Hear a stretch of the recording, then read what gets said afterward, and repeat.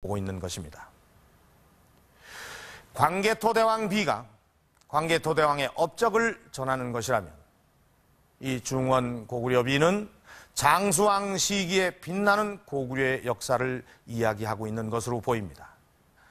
잘 아시다시피 이 장수왕은 수도를 국내성에서 평양으로 옮기면서 남진 정책을 폈습니다. 이에 신라는 신하의 예를 갖추면서 조공을 했지만 백제는 그 입장이 좀 달랐던 것 같습니다. 이 백제의 계로왕이 북위에 보낸 국서를 통해서 당시의 정황을 알 수가 있습니다. 이 국서를 보면은 백제는 고구려를 승냥이와 이리로 표현하면서 금연유죄, 여기서 연이라고 하는 것은 장수왕의 이름입니다. 이 장수왕의 이름을 그대로 부르면서 죄가 있다는 것입니다. 국자어육 대신강족 육살무의, 장수왕이 대신들을 다 죽여서 국가를 어육으로 만들고 사륙이 그치지 않고 있다. 백제가 고구려의 장수왕을 비방하고 있는 것입니다. 이 백제의 계로왕이 고구려에게 위기감을 느끼고 있다는 사실을 잘 알게 해주는 그런 대목입니다. 북위가 고구려를 침략해 주기를 바라면서 보낸 이 국서는 오히려 화를 부릅니다. 왜냐하면 당시에 고구려는 최전성기였기 때문에 북위는 고구려를 침략할 수가 없었습니다. 이 계로왕이 북위에게 국서를 보냈다는 사실을 알게 된 장수왕은 단숨에 백제를 침략해서 한성을 함락해버립니다. 이 전투에서 고구려군에게 생포된 계로왕은 비참한 최후를 맞이합니다. 그리고 백제는 수도를 지금의 서울에서 공주로 옮기게 됩니다. 자, 이렇게 고구려의 적극적인 남진과 중원 고구려비는 어떤 관계가 있는 걸까요?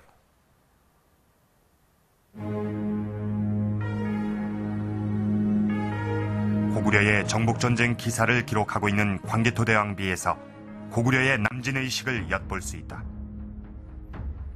398년 광개토대왕은 지금의 충청도와 강원도 일대의 군사로를 미리 개척한 것으로 추정한다. 또 이듬해에는 평양을 순시하는데 이때 광개토대왕은 신라의 구원 요청을 받는다. 그리고 다음 해 고구려는 신라의 군사 5만을 출병시켜 신라를 구원한다. 2년 전부터 닦아놓은 군사로를 따라 고구려는 단숨에 신라와 가야까지 진군한 것이다. 고구려의 남진은 이렇게 치밀하게 준비된 것이었다. 고구려는 그 광개토왕 때부터 남진 의지가 확고하게 표출되어 있었습니다. 그렇기 때문에 광개토왕은 평양성 지역에다가 9개의 사찰을 창건한 적도 있었고, 그리고 광개토왕 비문에도 나와 있듯이 신라 사신을 광개토왕이 평양성에서 만나고 있습니다. 바로 평양성은 광개토왕 때부터 고구려의 실질적인 수도의 그 역할, 기능을 담당하고 있었다라고 볼 수가 있겠습니다.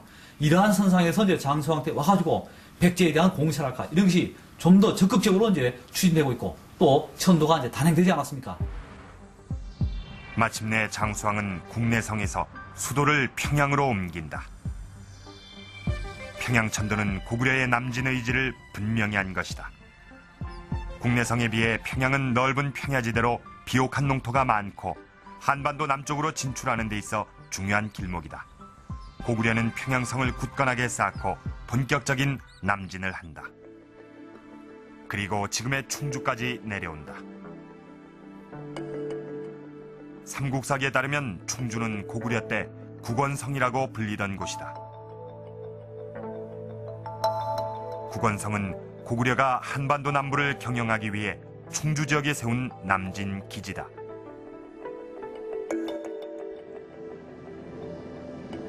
국원성의 중심은 어디일까?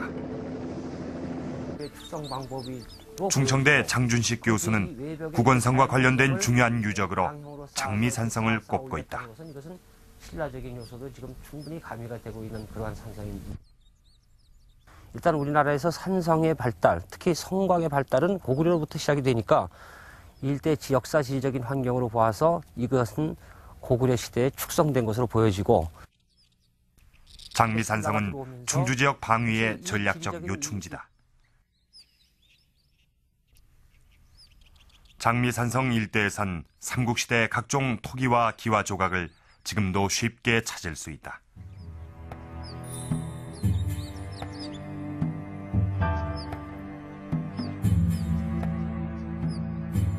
장미산성에서 불과 4km 떨어진 평야지대.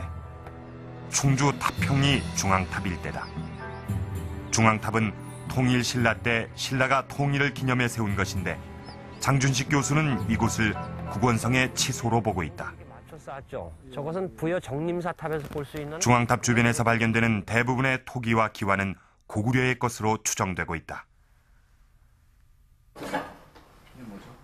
이 기와들은 이 기와들입니다. 중앙탑에서 출토가 되고 있는 그 삼국시대의 그 막새 기와들입니다. 그 건물에 그 가운데 가장 눈길을 끄는 것은 기와다. 한반도에서 유일하게 이곳에서만 발견되는 고구려 기와인 탑평리 기와를 비롯해 고구려와 신라, 고구려와 백제의 양식이 혼합된 기와가 발견되고 있는 것이다. 네, 이 기와는 그 색상이나 그 태토나 또 연판의 형태로 보았을 때 전형적인 고구려의 기와입니다. 근데 고구려의 기와지만 그 백제적인 요소가 첨가가 된, 즉 가미가 돼서 이렇게 연판이, 날카로운 연판이 상당히 부드러워진 이런 느낌을 주고 있습니다. 그렇다면 이것은 중앙탑에 출토된 이 기와는 바로 중앙탑이라고 하는 것은 통일신라에 만들어진 작품입니다만은 그 이전에 바로 고구려 사람들이 정착했다는 바로 증거죠. 바로 이런 이유 때문에 현재 중앙탑 자리가 고구려 국원성의 중심이었다는 주장이 제기되고 있다. 국원성은 장미산성을 방위산성으로 하고 평지에 중요 시설이 있었을 것으로 추정하기도 한다. 고구려의 도성 배치는 산성과 평지성이 함께하는 구조다.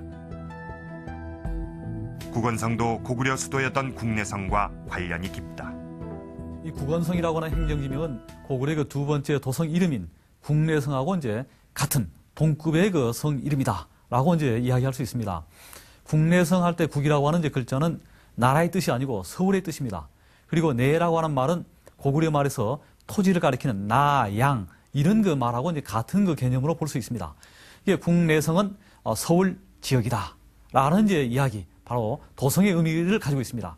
그와 더불어서 국원성이라고 하는 행정지명도 같은 것으로 볼 수 있습니다. 들 원자를 쓰고 있는데 이 원자는 이제 내, 나, 양이라고 하는 고구려에서 토지를 가리키는 말을 번역해 놓은 것에 불과하기 때문에 국내성은 곧 국원성하고 같은 동급의 이제 성 이름을 가리키고 있습니다. 이것은 이제 고구려가 국원성 지역을 수도에 버금가는 지역으로 인식했다는 것을 말해주고 있습니다. 국원성에 고구려는 비석을 세웠다. 신라와 형제의 나라로 영원히 하늘의 뜻을 같이 받들고자 했던 고구려. 고구려 남진의 의미를 알 수 있는 대목이다. 우리가 과거에 그냥 고구려가 신라를 구원을 해줬다, 막연히 알았는데 바로 고구려가 신라를 형제제국으로 생각했다는 것이죠. 그리고 그 다음에 상하, 상화, 서로 화목이라고 하는 것이 고구려의 그 남진의 중요한 목표였던 것입니다. 고구려가 남진을 위해 선택한 전진기지. 그곳이 바로 국원성이었다.